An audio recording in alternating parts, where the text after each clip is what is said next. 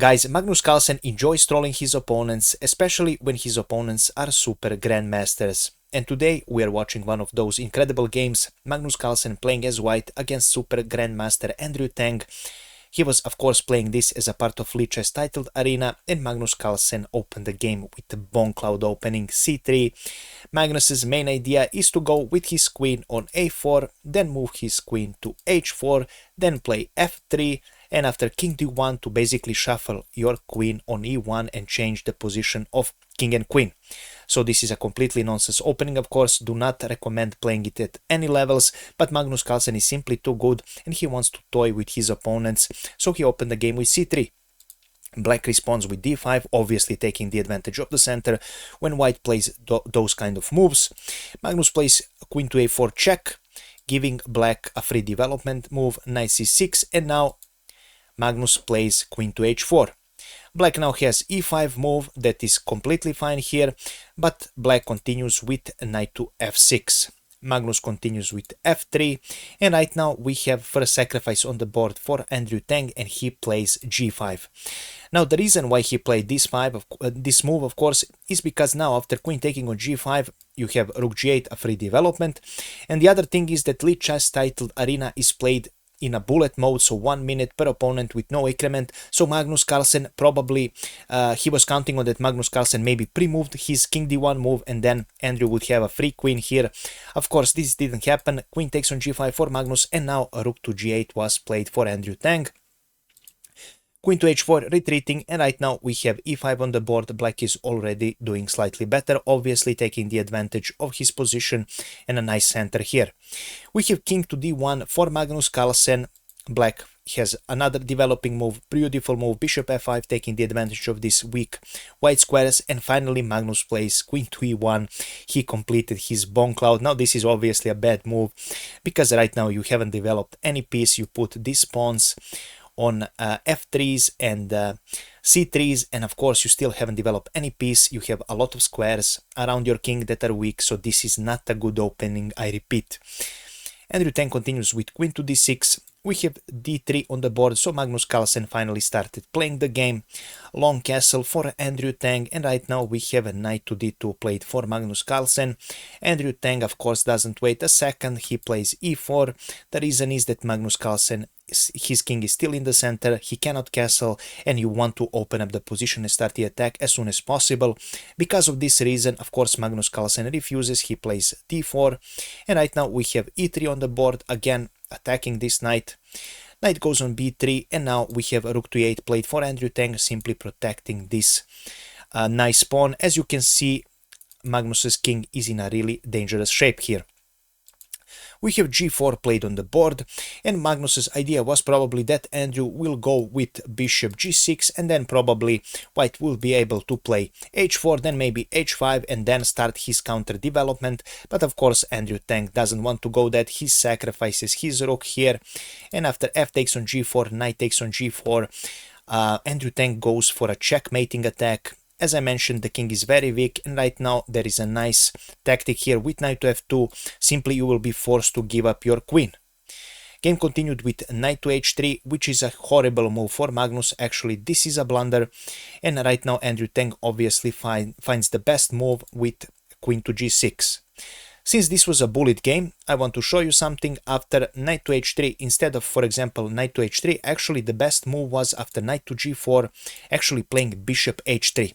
This was a great move for Magnus, believe it or not, because now after knight to f2 check, you actually give up your queen, and after e takes on f2, bishop takes on f5, king goes on b8, and after knight to f3, white has a completely nice compensation, 2 pieces and a rook for the black's queen, and this is perfectly fine. White is doing better here. But of course, since this is a bullet game, you cannot find all the moves. After knight to h3, Magnus blundered, of course. We have queen to g6, and after queen to g3, we have bishop d6 for Andrew Tang.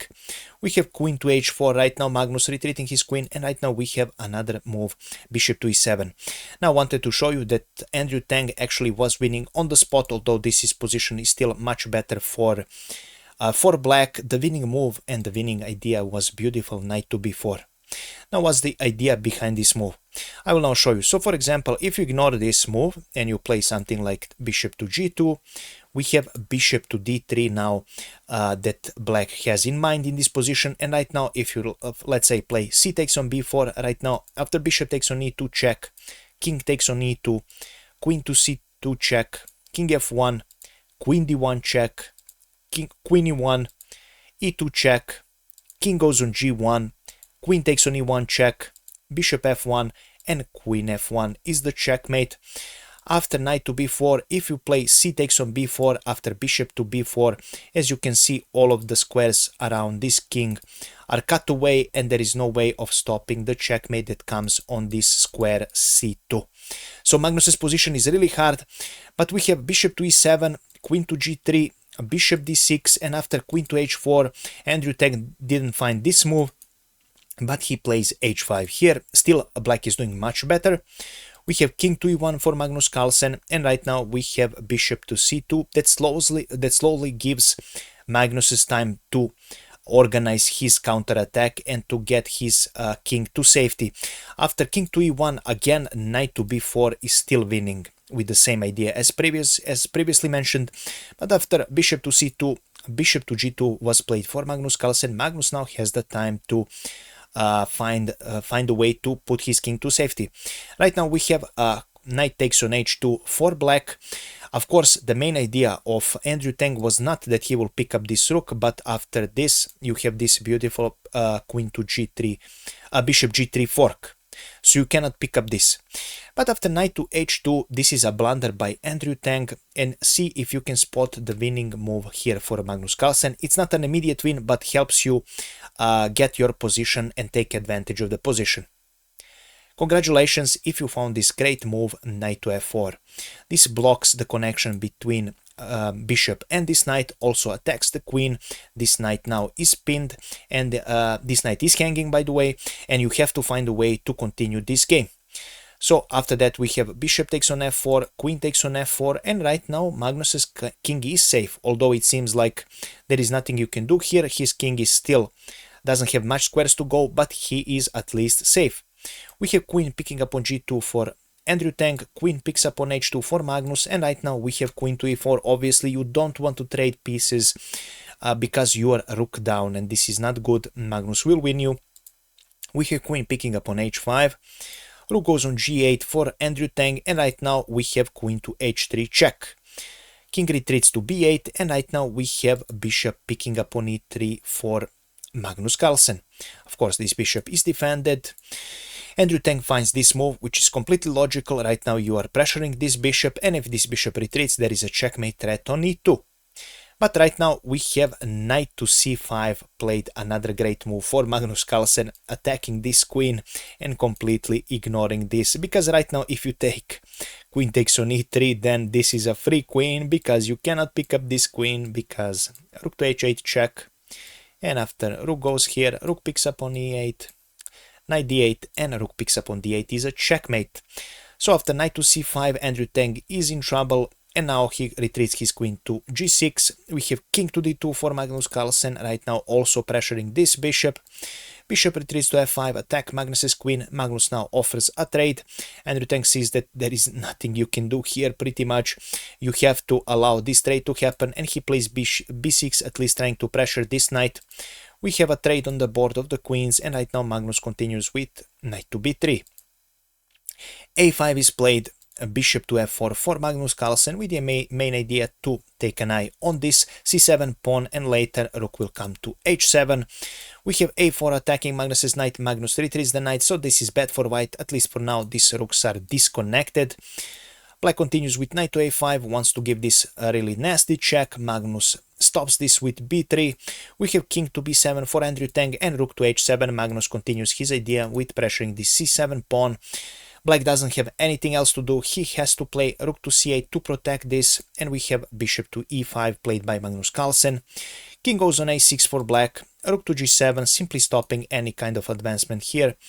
We have c5 on the board, and right now knight to d3 played for Magnus Carlsen. We have c takes on d4, and right now Magnus Carlsen first gives this check, and now after king to b5 we have knight picking up on d5. A takes on b3 was played for Andrew Tang. We have a4 check for Magnus Carlsen, and now Andrew Tang makes a blunder. He plays king to c4, which allows this knight takes on b6 check and a fork. Of course, this is again a bullet game, so 1 minute with no increment per player. But after a4, even if you go to king to c5, this is completely winning for white. So there is nothing here, there is no hope here for black, so to speak. But after king to c4, knight takes on b6 with a check, king goes on c5. Firstly, bishop takes on d4, taking even more material. King goes on d6, knight takes on c8 with a check, bishop takes on c8, c4 for Magnus Carlsen. We have bishop to f5 to kind of try and create something here, but it is too little too late.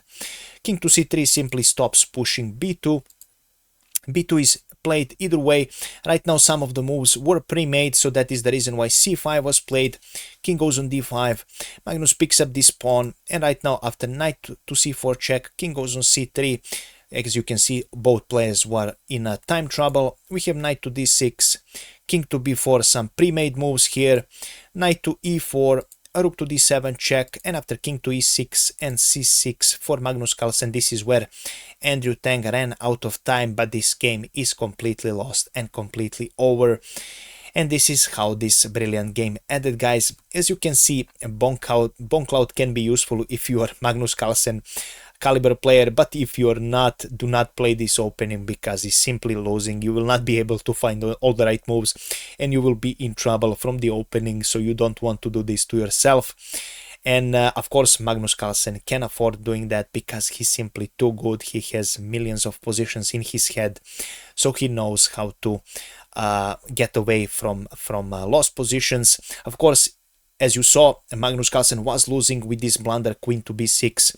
After knight to b4, black was simply winning, so even Magnus was lost. But since this was a fast game, 1 minute game, Magnus were able to convert this into a win, guys. Do let me know if you enjoyed this kind of games. Of course, this is not that instructive game. This just shows that Magnus Carlsen can literally play anything and still win, even against the strongest opponents, especially players caliber of Andrew Tang. And if you have any other questions about the position, or you want to suggest me something else, some new game for analysis, please do let me know in the comments. And as always, feel free to leave a like, comment and share this video, guys, because this really helps me a lot with my dreams of becoming a full-time chess YouTuber. I would really like to do so, guys, so your help is much appreciated, and this really helps me a lot if you watch my videos until the very end and share them with people. Thank you so much for watching, and we will see each other in the next video. I wish you a pleasant day. Bye bye.